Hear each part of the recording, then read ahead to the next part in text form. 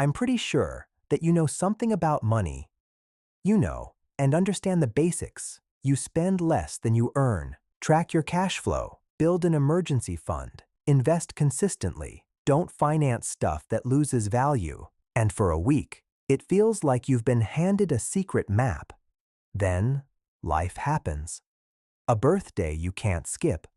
A quick delivery order that turns into three. A car problem. A family request. A stressful day at work that makes your brain whisper, just buy something, you deserve it. And then suddenly, you're looking at your bank balance like it's judging you. If you've ever thought, I know what to do, so why am I still stuck? I'm here to assist you, and together, we would find the answer. Before we start, I suggest you to smash this subscribe button so we would know that you like our content. So, you think, why am I still stuck?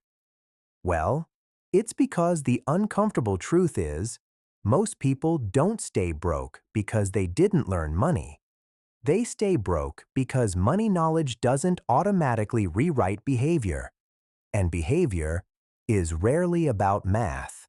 It's about identity, environment, nervous system, and the invisible roles you've been trained to play. Here's the misunderstanding that keeps people in a loop. We treat finances like a school subject, like if you just study hard enough, you'll pass. But money isn't a test. Money is a relationship, and relationships don't change just because you read a book. Think about it. You can learn everything about nutrition and still eat when you're anxious. You can learn everything about sleep and still scroll shorts or videos at 2 a.m. You can learn everything about discipline and still freeze when your life feels out of control because information doesn't automatically override emotion. So, when someone says, I've watched all the finance videos, I know the rules, I still can't get ahead, I don't hear laziness or anything like that. I hear a system mismatch. Yeah, you've learned tips, but you're living inside an identity and an environment that were built for survival, not for stability. Let's talk about the gap between knowledge and behavior in a way that actually feels real. Imagine two people. Let's name them Andrew and Eugene. Andrew is smart, motivated, watches finance content, knows the right moves. Eugene knows less, but somehow keeps building savings. If you only look at knowledge, Andrew should win. But the difference is not the spreadsheet. The difference is what money means inside their body. For some people, money means safety. For others, money means shame. For some people, saving feels like control. For others, saving feels like deprivation, like being trapped again. And that's not dramatic. That's psychology. If you grew up with money stress, your brain learned something early. When money appears, use it while you can, because you don't trust it to stay. That's not stupidity. That's conditioning. Your body remembers the pattern.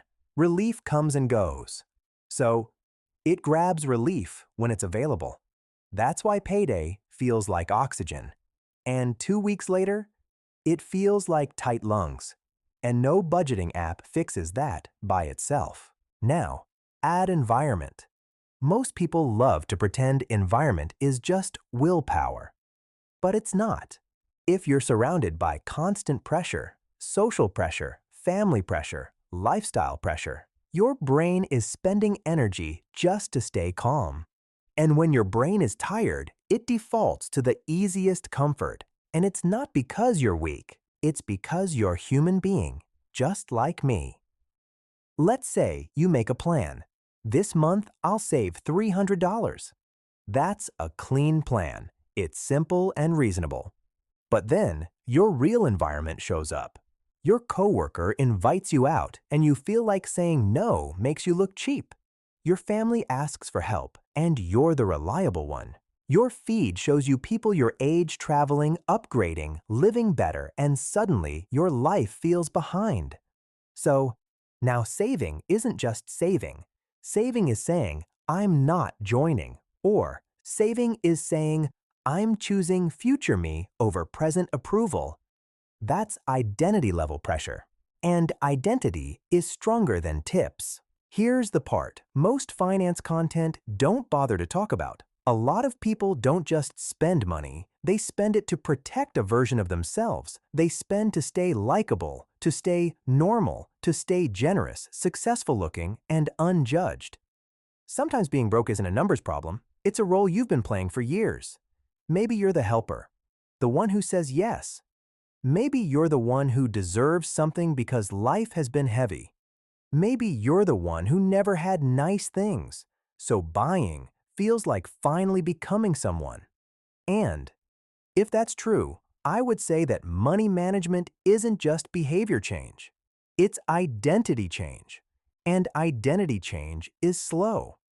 It may feel like grief, because you're not just losing spending, you're losing a coping tool.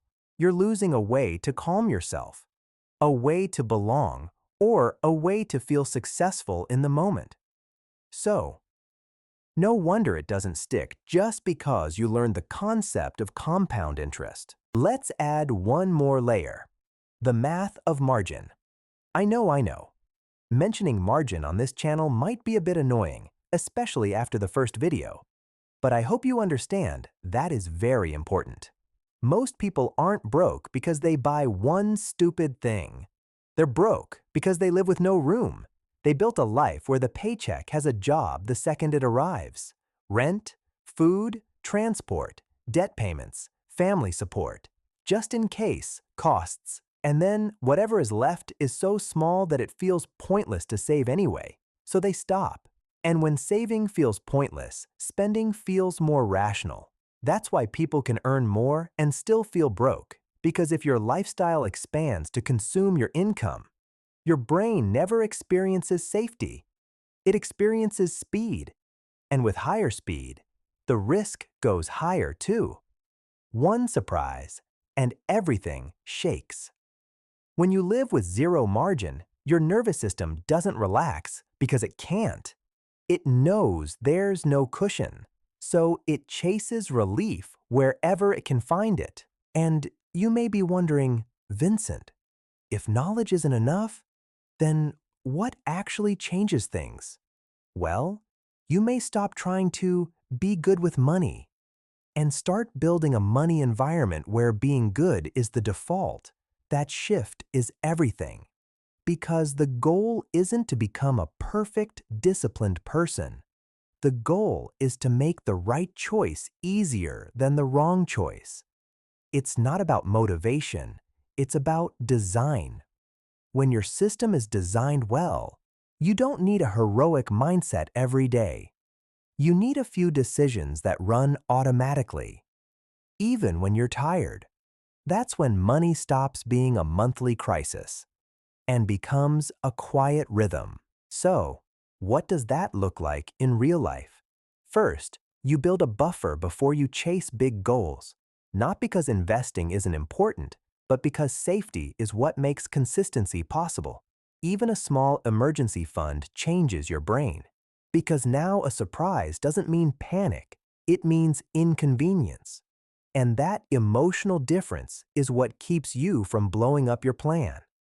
Second, you reduce the number of times you have to choose discipline. If your savings happens after you see what's left, it becomes optional, and optional things get sacrificed when life gets loud. So instead, you move the savings earlier in the month, even if it's small. The amount matters less than the identity it builds. I'm the kind of person who pays future me first. Third, you name the emotional triggers like they're weather, not personality flaws. If you overspend when you're stressed, you don't need shame. You need a stress plan. If you overspend when you're with certain friends, you don't need guilt. You need boundaries and pre-decisions. Because the goal isn't to never feel tempted. The goal is to stop pretending temptation is a moral failure.